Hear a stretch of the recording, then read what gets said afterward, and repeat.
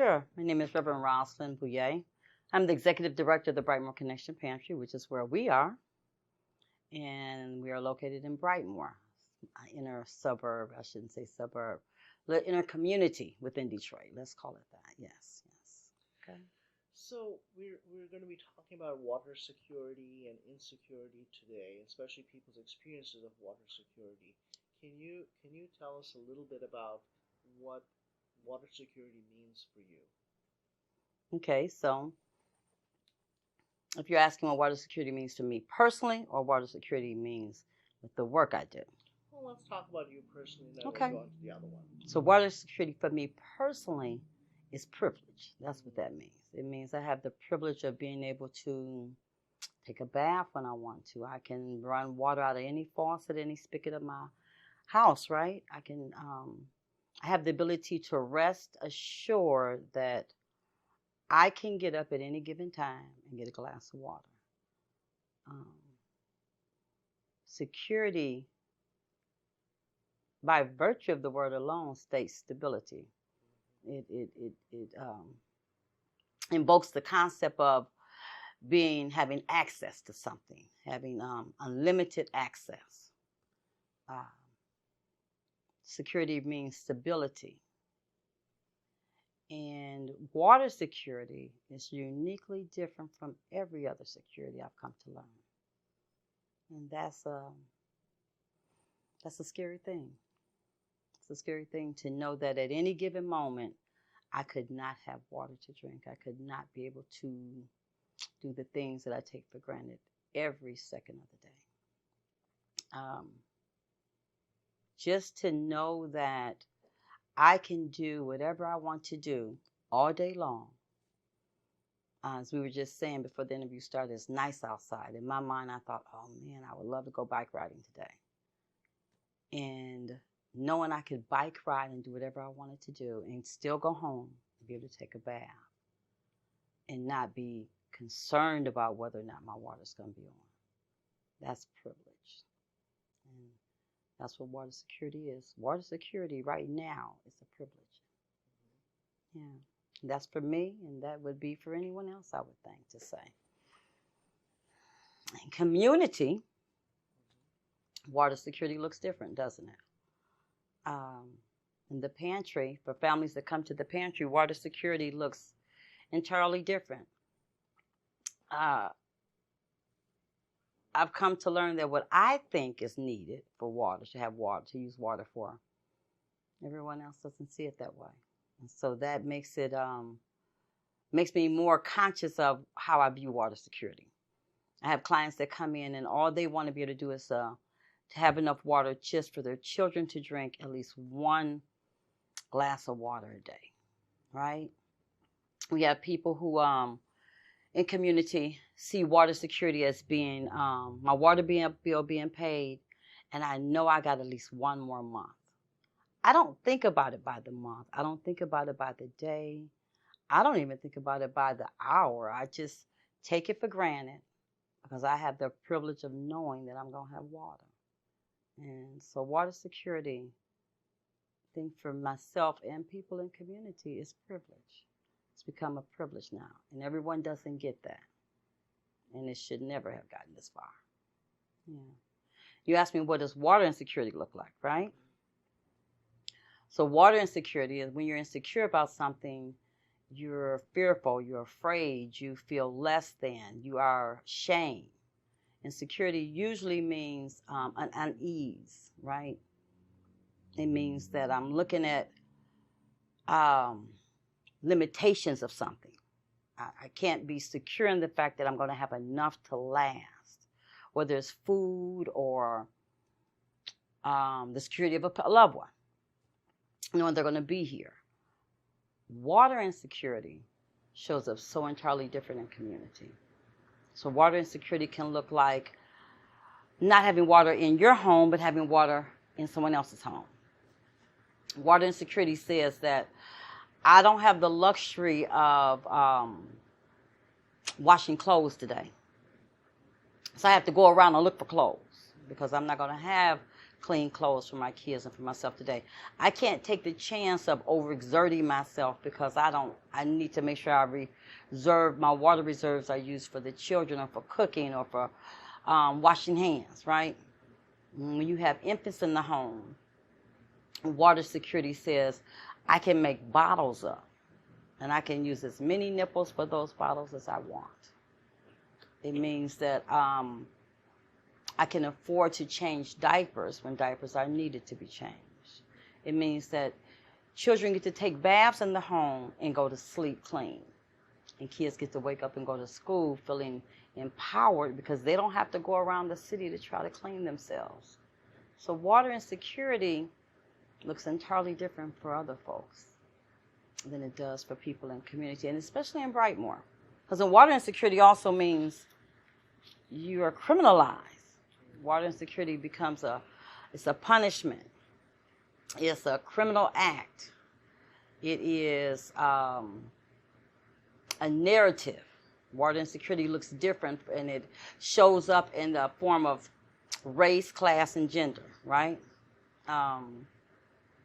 When it really shouldn't. Water is a resource. Water should always be a resource. Resources are meant to be had and to be used by anybody that has a need for them. That's not what water security looks like in Brightmoor and throughout the city of Detroit. And water insecurity most assuredly shows up that way. So for me, water security for me means I get to do whatever I want, and that's privilege. Water insecurity for me reminds me, because I do have water, right? So water insecurity for me personally says, do you feel good about yourself tonight when you go to bed? Have you done all you can do to assist others? And can I sleep at night with myself? Yeah, that's what it would look like. Can you tell us a little bit about the Brightmoor Connection Food Pantry, about how long it's been operating, and who you serve? Okay, sure. So Brightmoor Connection Food Pantry, we're located in Brightmoor. That is part of our grant. We are funded by a grant, a generous grant from the Fisher Foundation. We've been in Brightmoor for over 10 years now. We're going on our 11th year in Brightmoor. We serve the residents of Brightmoor. The perimeters, because the grant is, the funds they come from Fisher, right? So we have to meet their perimeters, right? Their guidelines. So it's for families with households with children 0 through 5. And then what we're able to do is because all families have, other than their children beyond 5 years old, and they also have children in the house that, are continually growing. So you were talking about the grant from the Fisher Foundation. Yes. And the work Okay, yeah. So the Brightmoor Connection Pantry is, Brightmoor Connection Client Trace Food Pantry, is generously funded by the Fisher Foundation. We've been in Brightmoor a little over 10 years now, funded all along from the Fisher Foundation. The folks that shop in the pantry are residents of Brightmoor because they have to live in Brightmoor. And then Brightmoor, and it's based on zip code, right? Brightmoor's zip code is 48223, and some are 48219 because we know 48219 goes to 8 Mile and Lasher. So we don't cross Grand River. Okay, we go to Grand River, 6 Mile, back over to Davidson, over to Southfield Freeway, and then we shoot up to Telegraph, right? So folks who come into the pantry have, I'm sorry, let me back up. Also, the families, the perimeters are that the folks would have children ages 0 through 5. Because the foundation originally established this, they're the grant funding, to assist with early childhood development. The thought came out, the common sense, I want to call it common sense, motivation was children learn better when they're full, right? So the pantry was established for children to be able to get, folks to be able to get food for their children, early childhood development, to help push them through school. Well, we know that children grow up. So I have households where it's children that's beyond 5 years old, and they have brothers and sisters. And then we know households look different, right? So our households look, we have a lot of grandparents who are raising small children. because originally the foundation came to me and they said, well, it should be women with children in the home, 0 through 5. Okay? Well, I have a lot of fathers that take care of their children. I have a lot of grandparents. I have a lot of neighbors. So we have a lot of blended families. We have a lot of unique families. And people come in here, and so they shop once a month.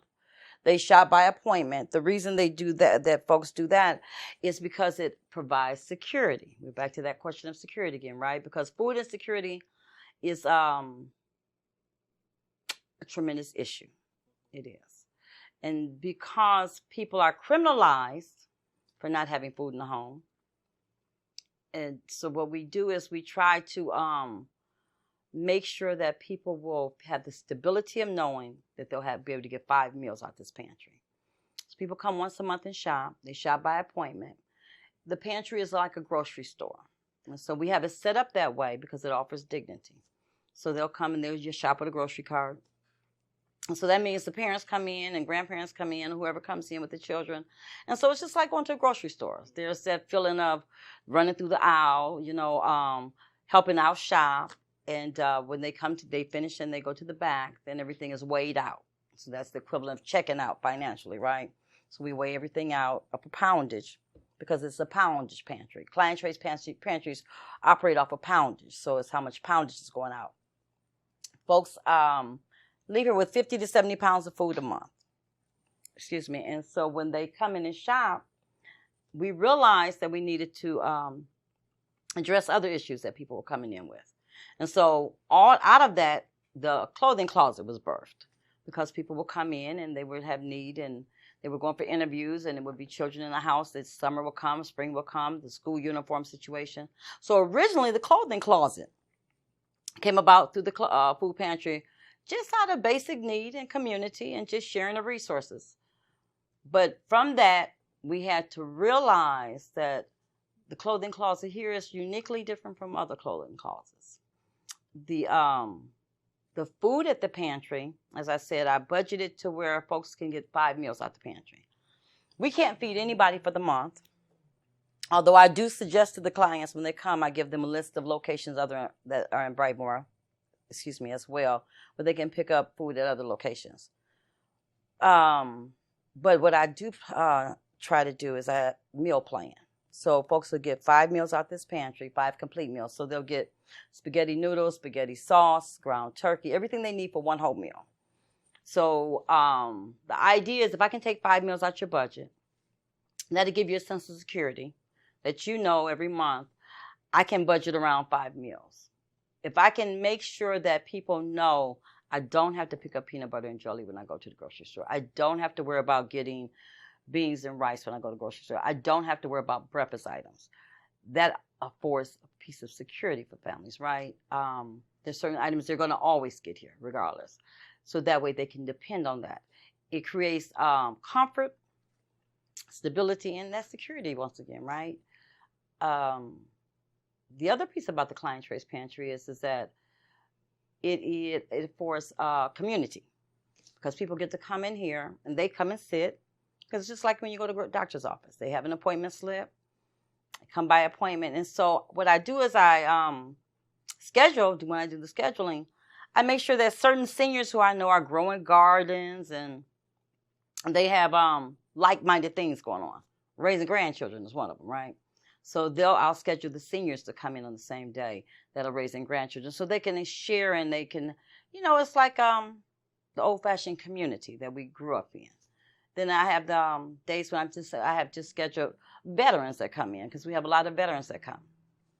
We have a lot of folks that are coming in that are not a part of the community as we know it to be. So it's just because this concept of a certain look for community, like what we see downtown, right? Let me use that as an example. Downtown, it's very, it's very homogenized, right? Okay.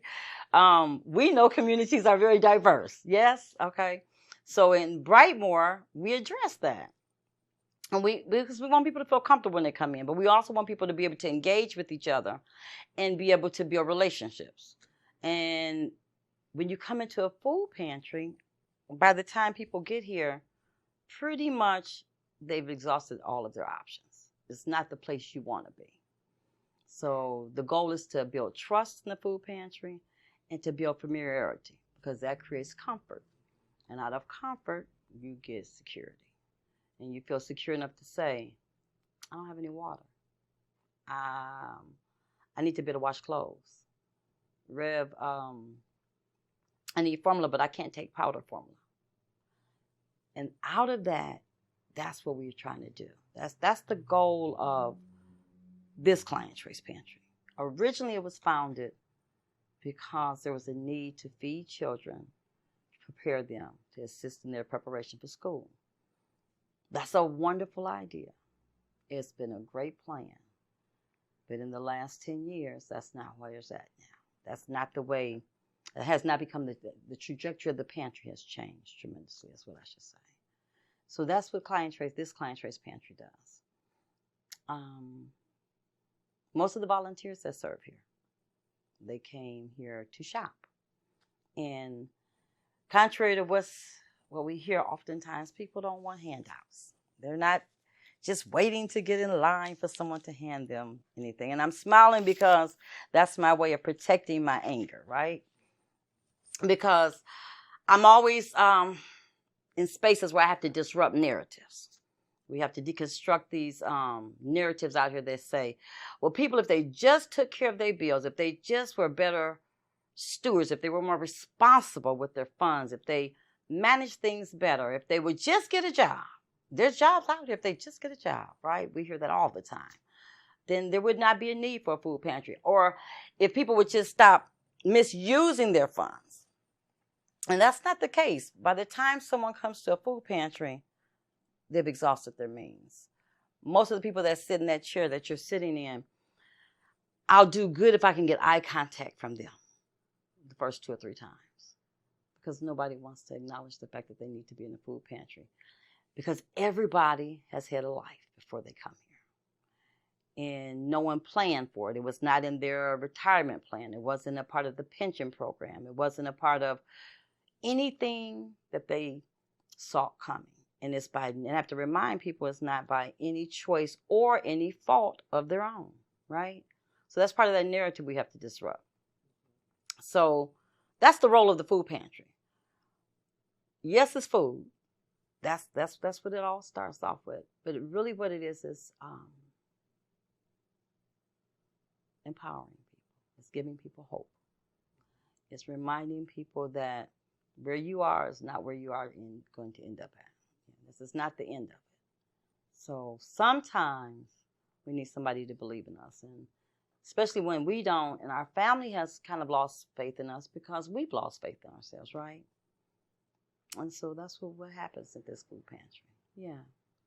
You also have a water station and a payment kiosk at the food pantry a little bit.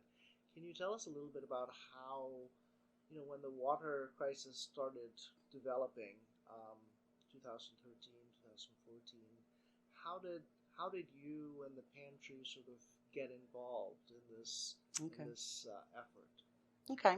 So first I need to clarify something. We don't have a payment kiosk. We have a computer here. We have a computer that's accessible to anyone in the community to be able to go online and pay their bills, right? We definitely would not endorse the kiosk system because that right there is total opposition to everything we're fighting for, right? But 2013, 2014, yes. The water shutoffs rolled out, unusually more harsh than in the past, right? And so, and it rolled out in the summertime. And it was really a hot summer. And I remember in the pantry that summer, it was extremely hot. We had not expanded our space. We were just in that one side. And it was extremely hot in the pantry. We don't have air in here. And I had kids coming in. And they were saying to me, can we use your tap? And so I talked with Minister Dixon, my assistant, and we sat down and we talked about it. And it wasn't adding up, right? And so families would say little things because what I've come to learn in the food pantry is you have to listen to people. Because people are not going to always tell you what they need. You got to just kind of listen to what they're saying, right? because that's that piece of dignity, that the last piece of dignity that people are trying to hold on to, rightfully so. And so folks started coming in and saying, do you have any more clothes? You know, they would ask for more clothes. The need for specific items became greater. When it came to cooking, at that point it became an issue of, do you have canned stuff we can use from cans that don't require water, right? And I came to realize that in Brightmoor, because Brightmoor has, the interesting about Brightmoor, has one of the highest populations of food pantries in Brightmoor, right? And I should say, I should qualify that statement, because they're not so much, a lot of them are not so much food pantries per se, but they're considered food pantries because Forgotten Harvest comes. But Forgotten Harvest items, you never know what's coming on the truck. It could be coconut water, it could be some type of vegetable this week. Next week, it could be something entirely different. And so people were coming in and saying to me, Rev, do you know what's going to be on the truck? And we don't do Forgotten Harvest here. And then people would say to me, well, do you have water here? Will you be having water? Excuse me. And so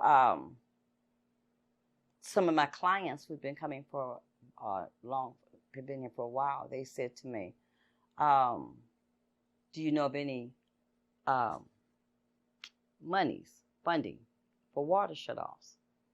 And normally we would know about that if there was some funding out there. And there was no funding at that time. There was nearly no funding. There was this wraparound program. They were coming out. They were supposed to be coming out. So I went to the foundation and asked the Fisher if they knew if they had any funding coming out for the water shutoffs, right?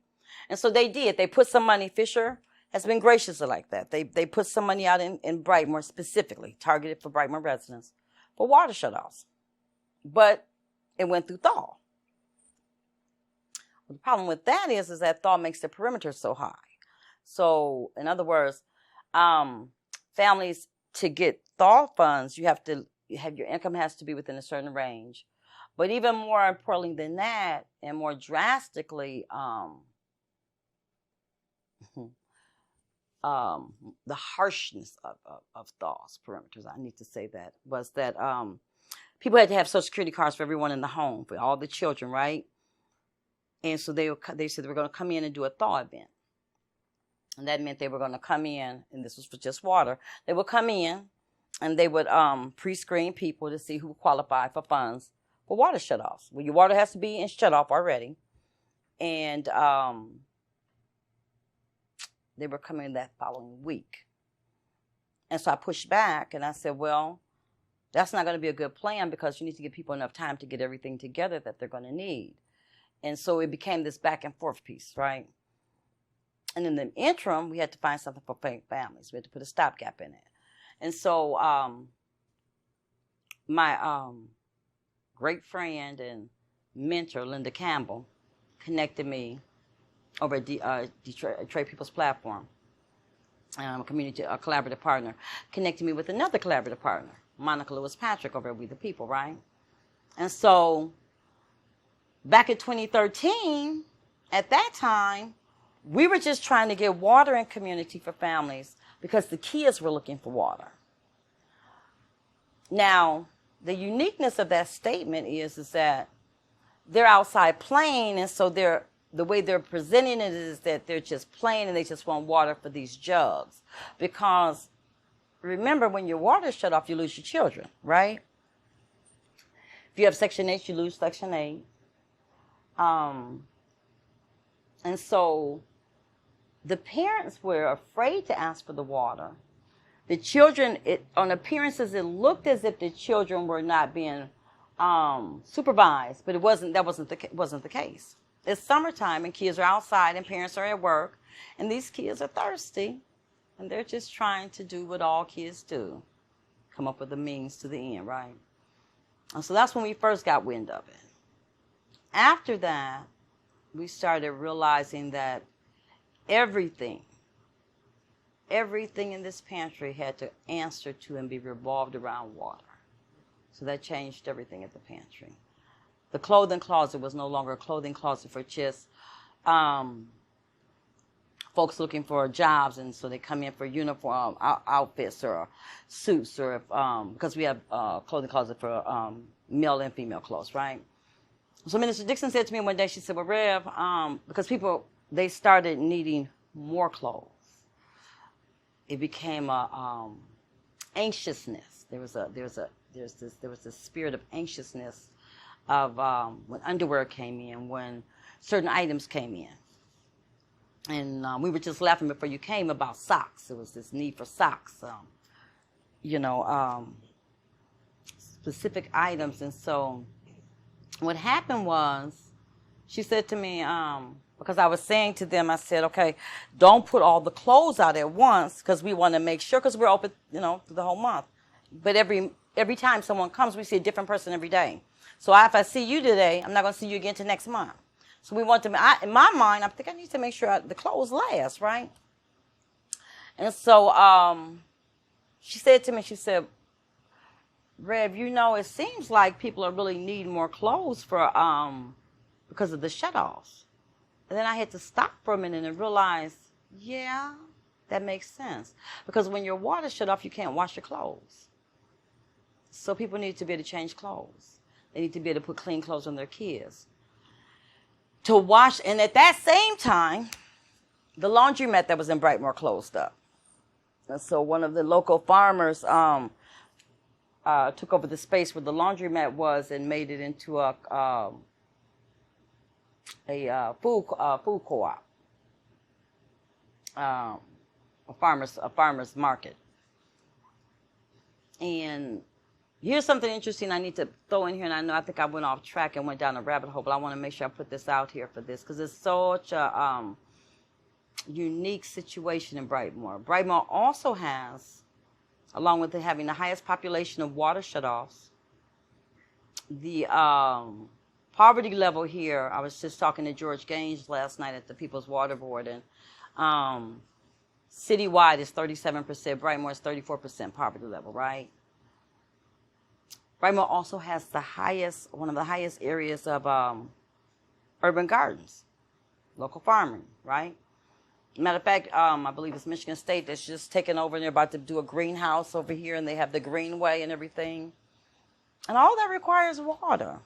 And we can do rain barrels and all that, but it still requires a certain degree of water to be filtered in, right? And so the laundromat was gone, and people couldn't wash their clothes, but there was a farmer's market. That didn't make sense to me. Not that people didn't deserve fresh fruit, because this is a food desert. Brightmoor is definitely a food desert. But at that point, I had to realize the importance of, and the superseding issue of water over everything else. And so people needed more clothes because they couldn't wash their clothes. The laundromat was closed. Kids are looking for water. And then people would really let it, let's say the cat out the bag, was people started coming to me saying they needed some place to hide because they're losing their children. And that was the hardest thing. Yeah, people started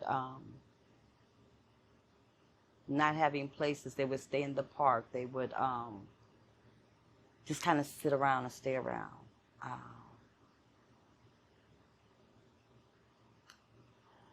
The fear of losing your child, and the stigma of losing your child because, quote unquote, you're a bad parent,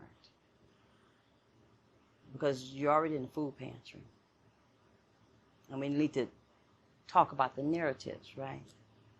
It's that criminalization of folks, they're in the food pantry because they didn't manage their money well. I'm a licensed and ordained pastor, and I hear my fellow clergy always make the statement, well, people just got to get their lives together. It's this religious narrative. It's this that cultural narrative that's in community, that faith narrative, right? Of if you live right, and if you pay your tithes, and if you act a certain way, God will reward you. And if you don't, you'll be treated a certain way, and you will not be rewarded. And so people are told that the reason they're in food pantries and the reason they don't have water is because you had to have done something wrong. It had to be something that you didn't do or that you should be doing, right? And so back in 2013, I went around to some of the other pastors in the community. We went to get them to see. Linda Campbell called me, and she said, well, maybe we can get the pastors to stand with us, to stop the water shutoffs, to get the moratorium on it. People are terrified. They were just humiliated, afraid, scared. You have fear, and then you have to be scared. We always use those words interchangeably, and you learn in community that what they really mean. And they wouldn't stand with the families. A lot of them would not stand with the families, and because they don't want to get involved. They don't want to get involved in the politics of it. And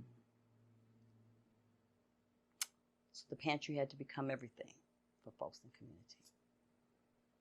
So from 2013 onward, we had to start building up relationships, because everything is about relationships, right? The pantry was about building relationships inside of here. And we had to learn, we had to build greater relationships outside of here because we needed a water station. And so we, the people, stepped up. As they would, that's who they are. And so we have a water station where folks can come and get water when their water's shut off. And now, when their water is contaminated, because there's a high population of water contamination in Brightmoor as well. But it was when people started coming to me, telling me they needed places to hide. They didn't want to lose their children. And then I would have people sit in front of me and say, Reb, is God mad at me? Am I a bad person? And that's a hard thing to have to talk to somebody about and try to get them to disrupt the narrative within their own selves, right? Yeah. So by then, you got so much internalized hate and racism and classism and sexism against yourself. So it doesn't take much for anybody else to push you over the edge. That's what we see. That's what happened. And everyone kept saying, we kept believing. We really believed. We thought it's not going to last long. People will come to their senses. They'll stop doing this. Because who would want anybody to be without water? How do you sleep at night? How is that possible? And we're in 2019, and people still don't have water. They still are. It's even worse now. Yeah, it's worse now in the community. People are.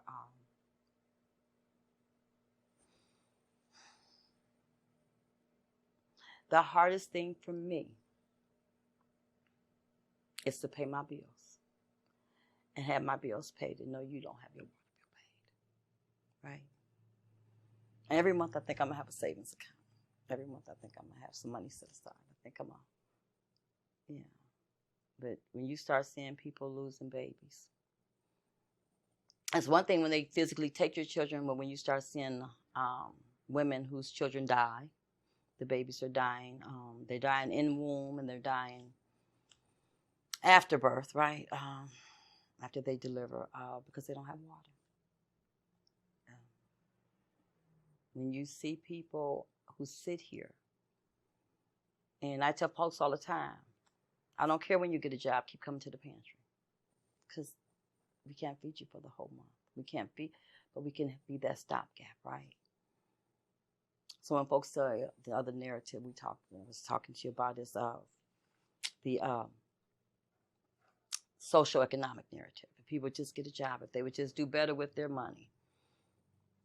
We know that there's already studies show that you would need a wage of $16 an hour, 40 hours a week, to be able to pay $700 rent at minimum.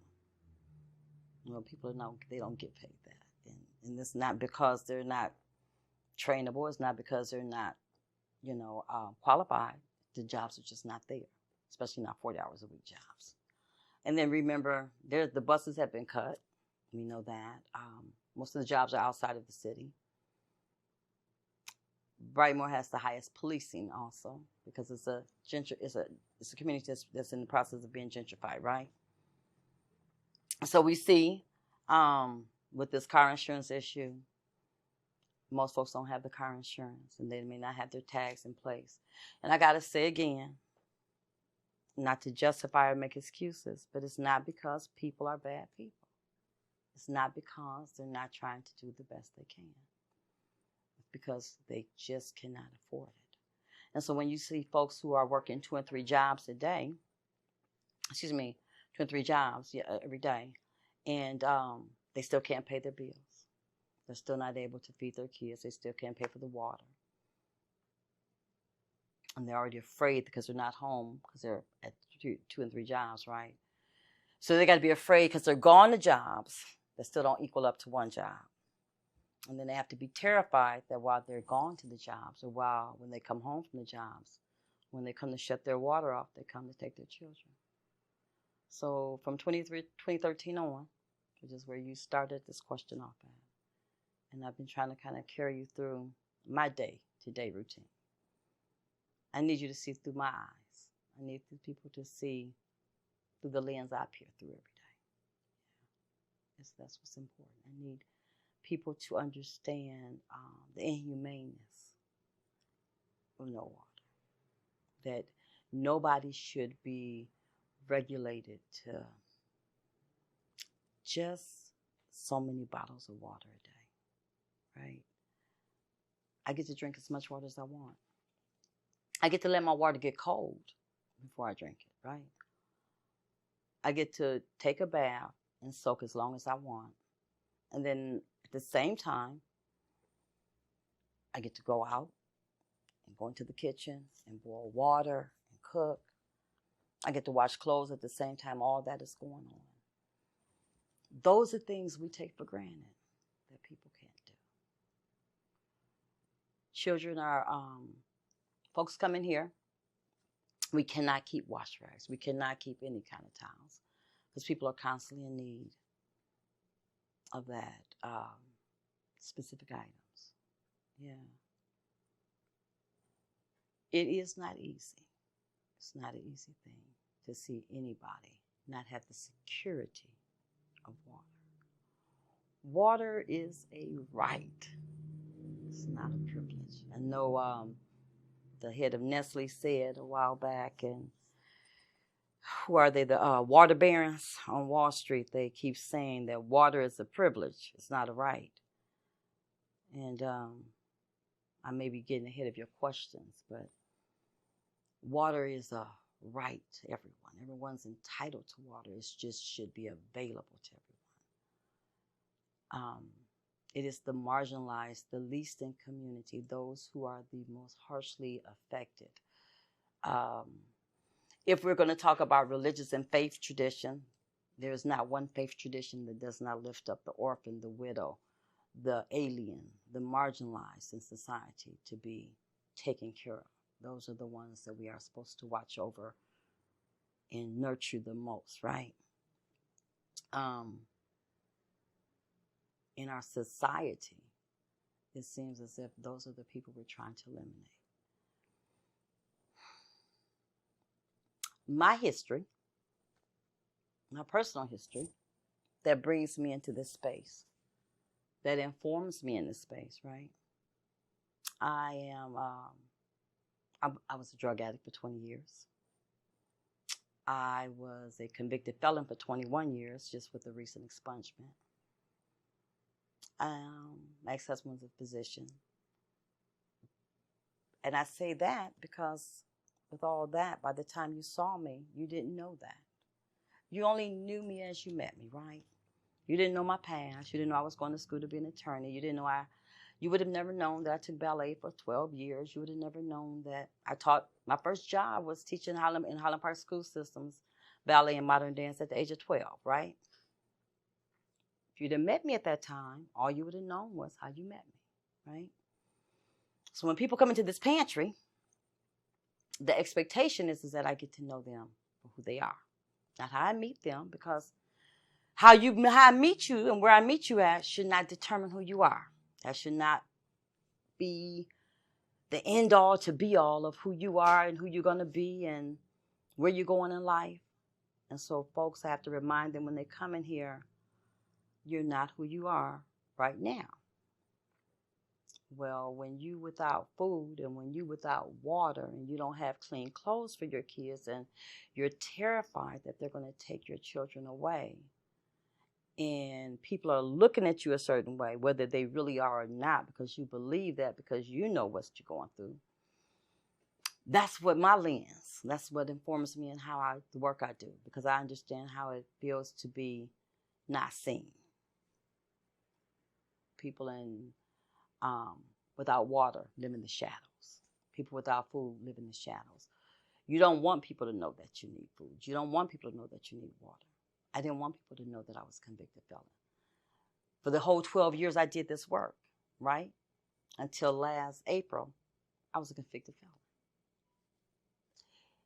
The idea of being in a position to do something, but me knowing who I am on paper, right? It's that shame and stigma. So we all fight those things. The privilege I have and have had is that someone believed in me. And so when people come in this pantry and when they hit the bottom of whatever their world is, and when you don't have water, you're at the bottom of your world, doesn't mean that you are, but at the bottom of your world is where that feels like, right? And the bottom is always dirty and grungy. You just want to get clean. And if you don't have water, you just can't get clean. And so that's the lens I look through with the work I do. That's what informs me in how I engage with people. Because I know how it feels to not be seen, to lose everything, and be screaming on the inside, I'm really not this way. I'm really not this person. I need you to see me for who I am and not be able to be seen. Because all you're going by is what you think you know about me. So based on that, the narrative is you got to be a bad person because you're a convicted felon. You got to be a bad person because you was a drug addict. You got to be a bad person because you don't have water on. You got to be a bad person because you need a food pantry to feed your children. None of that is the truth. It's the farthest thing from the truth. It's just people trying to make it every day. And something's wrong in our society that we have, especially in Detroit. Detroit downtown has, I forgot the number, so many restaurants downtown per capita, right? It's more food pantries opening up every day. And the people work downtown in the restaurants, the living community, are at the food pantries every day.